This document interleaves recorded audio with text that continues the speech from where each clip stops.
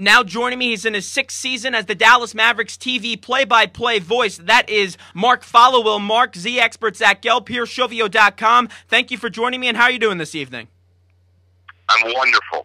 It's a great time to be a Maverick fan and to be in Dallas, Texas right now. Yeah, no doubt about it. And you know what? Mark Cuban slept with the trophy. If you were to get the trophy, would you sleep at it? What would you do with the Larry O'Brien trophy? I wouldn't mind curling up and taking a nap with it at least. So that was really cool that Mark did that. I was fortunate enough to get a picture with it with my friend Larry O'Brien on the plane ride home from Miami on Monday morning, and at a little party that members of the organization that we were in attendance at on Monday night as well. So it's a great thrill and a great honor to get to hold that and take some photos with it for sure. But I'm just fortunate to be on the periphery and part of it. The guys who did the work to get it, of course, are the ones who deserve to enjoy it the most, and I think they are. Something that I always found interesting was if the players and the players obviously get a ring, but I'm wondering if you're getting a ring because I know when the Yankees won the World Series, you had Susan Waldman and John Sterling, the play-by-play voice of the Yankees on WCBS AM. They were posing with Barack Obama. So you're going to be making the trip to the White House. You're going to be getting the ring. I'm sure you're going to be milking this thing the most you can. Sure. As far as the ring goes, I've never asked before, and I do get asked that question a lot. But I never felt like it was an appropriate question to ask until it was official and time to ask it. So when things calm down a little bit, there's a lot higher priorities right now. But I'll broach the subject with the appropriate people to see how they're going to handle those of us in the organization that do broadcasting. And if it happens, that would be a wonderful keepsake to have of this incredible run. But more than anything, it's the memories, it's the experiences that will live on in all of our minds and souls going forward, because it was that's really what matters the most. And of course the games being on the DVR will be nice to watch too from time to time. As far as the White House ceremony goes, I would certainly think that any of us at a traveling party that are going out on the road as well and doing television broadcasts on the road, anyone on the traveling party would be eligible to go to that when that event occurs. Now, something that I found mind-boggling was Mark Cuban was so quiet in the series. It's like David Stern gave him a punishment or something, like when you're in 2nd grade and the teacher tells you to go sit in the corner. Why was Mark Cuban so quiet, an owner who's usually loquacious? Well, he has addressed it a little bit now in the aftermath of the finals victory, and basically said that he knew what a lot of the questions were going to be, and he just decided that he didn't want to deal with it. He knew that he probably was going to face a lot of questions that were going to try to entice him into some verbal barbs with Phil Jackson, because a lot of people thought that would be one of the highlights of the Mavs-Lakers series, would be Mark Cuban and Phil Jackson exchanging shots at each other through the media. So Mark didn't want to get bogged down in that. He said that once the Mavs played Oklahoma City, he knew there'd be some questions about, he didn't vote for the relocation from Seattle to Oklahoma City. I think he was one of only 2 no votes, or maybe there was 1 no vote and 1 abstention. But anyway, he was not supportive of the move from Seattle to Oklahoma City. He didn't want to get asked about that. He didn't want to get asked about 2006 and the refs and the fines and all of what went on whenever the Miami series rolled around. And he said, once I stopped talking and we started winning, he said, I'm too superstitious for my own good, so I just continued to roll with it. And I think he realized that, hey, it allowed for an opportunity for the spotlight to be placed on this great team, these great people, these great guys on this team that play so well as a team. And I think it added to the fact that so many people across the country, I felt like, were rooting for the Mavs. I mean, I don't think there was any doubt that this was a group of guys that was wearing the white hat in this NBA Finals series. And I think that everybody just really embraced that role and didn't want to do anything that would potentially disrupt that. We're talking to the Dallas Mavericks play-by-play voice, Mark Followill. And Mark, LeBron James, he was horrendous in this series. He was the no-show in the 4th quarter. What did you see the Mavs do defensively on the self-proclaimed king? Well, they gave him different looks, which I think you have to do with any great player. Any coach will tell you that you're not going to stop a great player. You hope to slow them down by giving them different looks so they don't get into rhythm. So they tried to take away his game inside, coax him into shooting jumpers, send double teams his way on post-ups, use different defenders on him, Deshaun Stevenson, Sean Marion, Jason Kidd, all those sorts of things. And I think that, obviously a lot of the things that they did defensively worked. And when he did get inside, you had, big bodies in there to try to deal with him inside, like Tyson Chandler, Brendan Haywood for the time that he was healthy in the series. Mahimi played a little bit, Cardinal played a little bit inside. You had Yeah, the Mavs commit as much as they could to protect the paint whenever any of those guys did get in there, especially LeBron, and that helped too. Now, what do you make of his post-game comments? Pretty controversial, to say the least. Yeah, he's certainly, for a guy who has been struggling with public perception for 1 year now, he didn't win himself many friends with what he had to say. And, it was obviously not the appropriate thing to say. It was certainly something that whenever I read the comments in the paper the next morning, I took it, in the way of basically, hey, I'm LeBron James and I'm better than everybody else, so it doesn't matter if everybody hates me because you guys don't have my life. Now, I know that he said things in the aftermath of that to clarify and basically said that, he doesn't view that he's better than anybody else, and he didn't mean it that way, and that was definitely not his intent. And who knows how he meant it, but clearly those comments that he had after the series aren't going to help him very much in the court of public opinion. And going forward, I would suspect that, the hatred for Miami that existed this year, who knows, maybe it will die down a little bit. But if he continues to make comments like that, then that's only going to fuel more hatred for the Miami Heat. He's going to have to rethink some of his PR stuff if he wants to try to swing, like I said earlier, the court of public opinion, if he wants to swing that back more towards his favor. Doesn't it just shock you, a player a year ago, right before this whole decision thing happened, everyone was saying, oh, he's the next Michael Jordan before he even won a championship, which I thought was a little bit ludicrous. And then now everyone's saying, oh, this guy's terrible, he's never going to win a championship. Doesn't it just amaze you? Like a guy like Jeff Van Gundy, and I happen to like Jeff Van Gundy a lot. He said the Heat were going to win 72 games this year. And then there were some talks the other day about trading LeBron. Isn't this stuff just comical? Well, I think that what happened, a lot of things happened with the decision, the aftermath of that, the free agency championship parade. They threw themselves down at Miami last year. I think, number one, they had a bullseye right on their chest because they were, just so over-the-top praised by the Jeff Van Gundys of the world, saying they'd win 72 games, and ESPN, basically hiring a reporter whose job it was to cover the Miami Heat, and that was it. And just so much attention was focused on them that a lot of other guys around the league surely took pride in the opportunity to compete against those guys and beat them. And I think that LeBron and his people probably completely miscalculated the public backlash to his decision to go to Miami.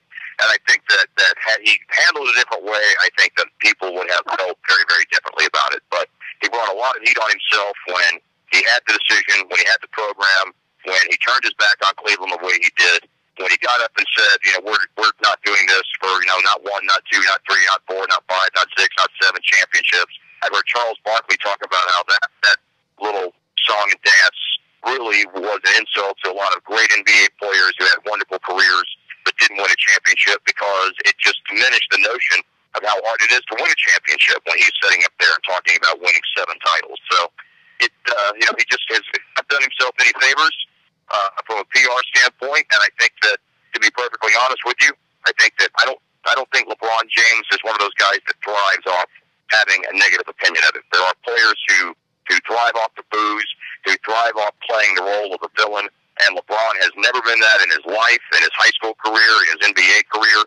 He's always been an immensely beloved player because of his talent and his charisma, and now he's not, and I think that it's a real adjustment for him. I don't know that he'd ever admit that, but I think in just watching his body language and just kind of, just seeing what he's been all about in his life and now what's going on and how he's performing, I think that's a real adjustment for him, and I think it deep down bothers him a lot more than we probably realize. Zach Gelb, PureShovio.com from the Peerless Boiler Studios, talking to Dallas Mavericks play-by-play voice, World Champion Dallas Mavericks, I should say, Mark Followill. And Mark, Dirk Nowitzki, Jason Kidd needed this title to just basically end their resume and their careers. How important, how vital was this championship for both the 7-footer and the dominant point guard? Well, I think that, they wanted it because they're competitors and because they know that it is the ultimate prize as a competitor. So I think that both of those guys have said, look, it's not about a legacy or anything like that. That's something to worry about whenever our careers are over with. We just want to win a championship because it's what you get into this sport to do, and it's what you want to do when you're in the NBA because, Rick Carlisle, the head coach, won when he was a player with the 86 Boston Celtics, and talked about what a special feeling it is. And it's obvious based on their behavior and what's gone on in the last 3 days here, how truly special it does feel to them. those guys have put in a lot of work, and there's the games that you compete in, but there's the practices, the workouts on the off days, the summers where you're in the gym working on your game, working on your conditioning. There's just so much work that goes into being able to compete and play at that level, and you want to see it get rewarded with that most special of moments, and that's reaching the mountaintop and being considered as a team the best team in the world. And so for the Mavs to get there as a team was fantastic, and for Dirk and Jason Kidd, obviously it's just one more great achievement in a career that is already full of Hall of Fame level achievements. Now, where did Dirk Nowitzki go? Because it was very interesting. After they won the championship and Dirk Nowitzki went right off the court, where did he go? He went back to the locker room and got into a secluded area of the locker room, and was pretty emotional. And if you read today's Sports Illustrated, this week's Sports Illustrated that came out today, that has the Mavericks in the cover, by the way, Dirk Nowitzki. There's a little bit of a mention in there that basically Mavericks PR people and NBA PR people had to kind of convince you to come back out, because Dirk's a guy who is an emotional guy, but he's a prided guy, so he doesn't want to necessarily have the world see that he was, there was tears of joy that he was experiencing at that moment. And I think that he was concerned that he didn't know if he could hold it together out there, and he wanted to try to compose himself before he could go out there, and didn't want to basically get out in front of a whole arena and all of the worldwide audience watching and start crying. So it was a realization for Dirk of all the hard work and all the criticism and all the people who said you couldn't win a title with Dirk as your best player, and he's this or he's that, or he doesn't have this or he doesn't have that. All of that is washed away forever at this point, and I think the emotion of the moment probably caught up with Dirk, probably the realization of the achievement and the moment, and all of the great things that will come his way now. Probably all of those emotions were just caught up to him, and that's why he stepped away to compose himself. So I guess people could stop saying Dirk Nowitzki's soft. Maybe he's soft off the court because he goes and cries in the locker room, but on the court, he's a hell of a player, top 25 player, right? Oh, no question, man. I don't think there's one guy who's competed in this league or one person that loves basketball and knows the history of this sport that's going to think one thing about a guy going and breaking down in the locker room and having an emotional moment. I mean, Michael Jordan did it. Michael Jordan did it. After he won his first, he did it. Where if you remember when he won his third, when it happened on Father's Day, not too long after the murder of his father. So look, if Michael Jordan can do it, then Dirk Nowitzki can sure as hell do it. That's I don't think anybody's going to think anything of that. I think that he obviously has earned an immense amount of respect from the last of the doubters out there. And I think the people that already did respect him now have even more, if that's possible. There's no question that he comes out of this thing and is now in a list of the all-time greats. No argument, no ifs, ands, or buts about it. We're talking to Mark Followill, the play-by-play voice for the Dallas Mavericks. And Mark, a few more questions right before we let you go. Jason Terry was on that team in 2006. He wore his emotions on his sleeves. He had a tattoo put on before the year of the Larry O'Brien trophy. How determined was Terry in this series? He just looked like he wanted it so badly. Very determined, very motivated, very focused, very hungry, all of that, because he has carried the pain of the 2006 loss with him for 5 years. Tremendous motivating factor. He feels like that they blew it or that it was taken from them with the officials or whatever, but the bottom line is they didn't win a championship that they felt like that they should have won in 2006, and so it's been something that he has waited so long for the opportunity to be back on that stage, and when he got that opportunity, he made the most of it, especially in the last couple of games of the series when the Mavericks were really able to bear down and clinch the series. Did you get a chance to talk to Rick Carlisle? Because this is a guy that if I could think of one coach in the league that deserves a championship, it's him. He got a raw deal with the Indiana Pacers, got a raw deal with the Detroit Pistons. Did you get a chance to talk to the world champion coach? Just a quick congratulations after the game on Sunday, and the thing that I congratulated him about was not only winning the championship, but the way they won Game 6. Rick really believes in strength in numbers and being a team. And that was such a team win on Sunday night. It had to do Rick's heart proud, not just to see the team win a championship, but to see them in that final game deal with Dirk having an off-shooting half, Tyson Chandler in foul trouble, and to see other guys step in and pick him up, to see Brian Cardinal come in and contribute, and Jan Mahimi step into the game and contribute. And these were players that had barely even played in the first 3 rounds of the playoffs. With the title on the line, those guys are coming into the game, and in their limited time on the floor, they're out there helping. Sean Stevenson, Jason Terry picking up the load scoring, J.J. Barea. I mean, the list goes on and on and on.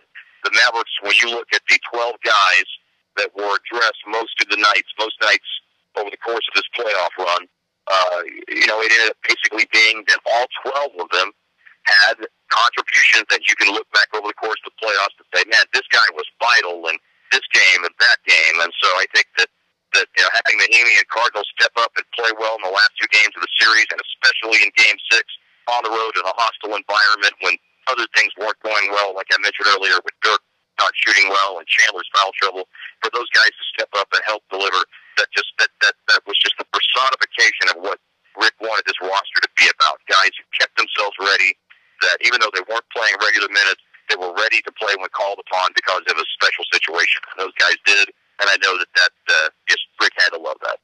Thanks so much, Mark. Enjoy the parade tomorrow. I know they're going to have things happening down there tomorrow in Dallas. Appreciate it for your time. You got it, Zach. Take care. Good job on the show. Thank you.